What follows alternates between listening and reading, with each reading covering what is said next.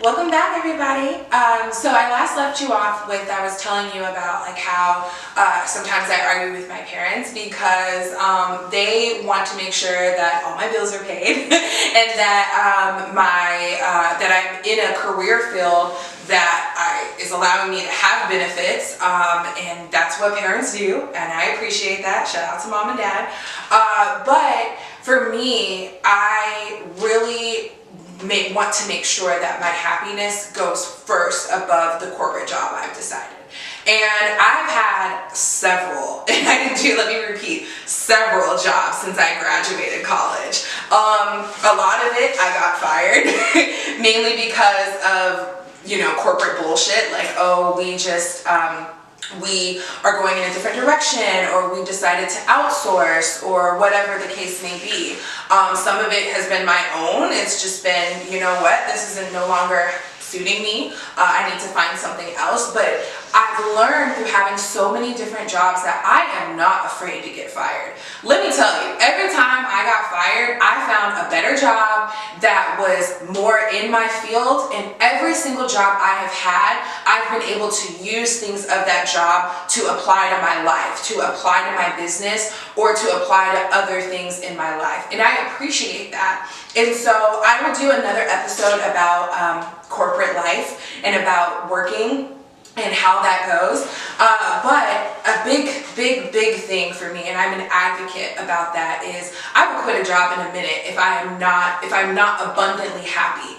And I want to just reiterate the fact that you are just a number in corporate. That's just what it is. At the end of the day, you're an employee first. Are you a person? Yes, but you're an employee first. I will never forget, and I'll share more about this story, but y'all, I will never forget this time I was working at this company, and this company was a very, I thought they were a really great company. They had a very Christian background, so I felt really good about being there.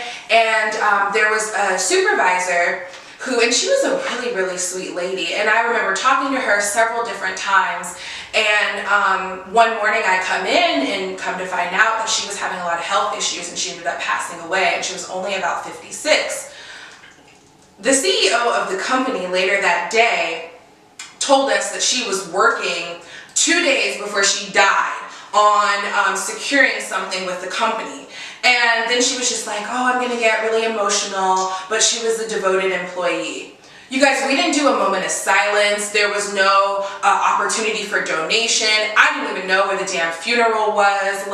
It was very disgusting for me to see that, because it was clear that for that CEO, the mindset was, this woman worked for me 2 days before she died, instead of giving us a rundown of her life and all of the amazing things that this woman has accomplished. That really pissed me off, but that allowed me to realize that a job is a job, and you can get another one. Even on the entrepreneur side, people have come and gone. There's been girls that have worked for me that have started their own business. And I mean, that's what the whole brand is about. It's about empowering other women. I don't have any harm, foul, or I don't have any hate in my heart or anything for girls that used to work for me or used to intern for me, because the whole purpose, and I see things from two different lights, because I see the horrible things in corporate, and then I run a business, and I want to make sure that I don't do the shit that I see them do. So I say all that to say, your happiness comes before your job. And other people might not see it that way. Also keep in mind, I don't have children. I don't have, outside of a dog, I don't have I don't have a whole lot of financial responsibility. Things are different when you have children. I also have parents to lean on, even though I'm about to be 29. But I am able to put my happiness before my career, and I would just encourage you all to just kind of start thinking about whether you're happy. And I will do another episode on corporate life. So another thing about keeping positive energy is accepting life for where it is, and stop trying to battle with life so much. Again, life is not out to get you. And sometimes we think that way, you know. I always think like, why is life so hard? And I need to, you know, really kind of hone things back and realize that like, okay, life is not out to get me, but it's not going to always work in my favor. So I accept things for where they are. I accept being single. I accept living by myself. I accept working 80 hours a week. And these are situations that I've allowed to happen in my life, and I accept life for where it is, and I intend to find all the intricacies of joy that I can. I want to be able to smile and laugh every day. I don't want to be alone crying in the corner, and I want to make sure that I'm happy and I'm healthy. You know, I also don't want to die at 50 from an aneurysm and be that lonely woman on a bus that just died in that Tyler Perry movie. Like, I want to make sure that I understand who I am and that I'm able to have positive energy. And I want the same for everybody. You know, I posted on my Instagram, this was maybe about 6 or 7 months ago, has anybody ever struggled with depression? Guys, my DMs were blowing up of women. I struggle with depression. I think about suicide frequently. I've tried to commit suicide before. I mean, all of these DMs and comments, and I was just like, man, bro, like if I can do anything to help you all out, and along with myself, because I struggle with sadness and things like that too, I would just try to put a little touch of happiness onto things and just empower women to love themselves and to love life. Life is hard, but life is for us to have abundantly. It's for us to enjoy. I refuse to live day to day and be like, God, my life sucks. Like, no, I'm not going to do that. I'm going to fight tooth and nail for my dream. My dream is to have the identity of she. It's to grow it and to be a bigger business so that I don't have to work corporate. And that I can make money through empowering women to love themselves and to love your body and to love who you are. That's my mission. And I want to empower other women to know what your mission is and to really tap into your mission. And is it hard? Hell yeah, it's hard. It's hard figuring out what it is that you want to do in life and then going against the grain. I mean, some people are going back to school at older ages.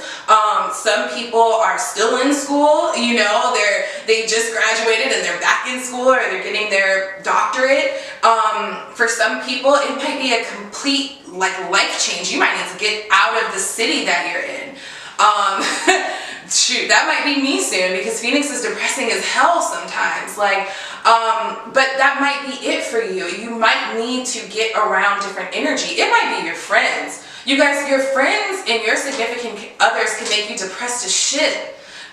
You've got to get around people that care enough about you and that care enough about your life. And some people want to see you where you're at. They don't want to see you succeed. You know, you've been telling the same person over and over again about your business plan, and that person's probably like, yeah, girl.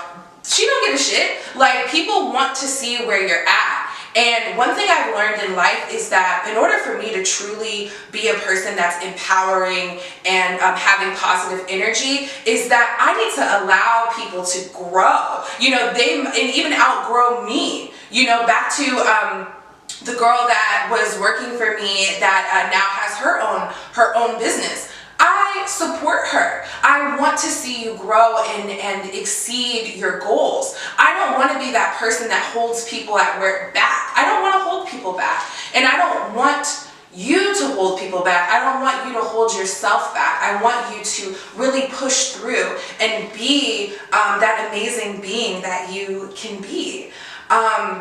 So I hope that this episode really just, if you learned anything, it's that your happiness is important and to fight for your happiness. And that even if people around you don't give a shit about your own happiness, you've got to be in charge of your own happiness.